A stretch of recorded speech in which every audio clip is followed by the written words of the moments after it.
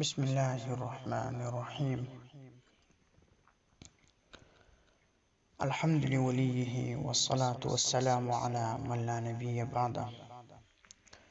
أما بعد، موضوعنا في حلقة اليوم الإيمان بالقدر.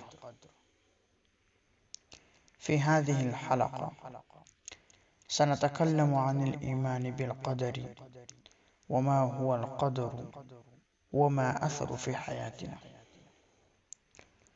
الإيمان بالقدر هو أن نؤمن بما قدر الله تعالى لنا في حياتنا من خير وشر.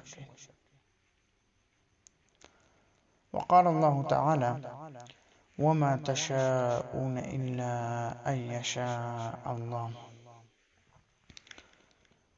القدر هو علم الله تعالى بما سيحدث في المستقبل وما قدره لكل خلق.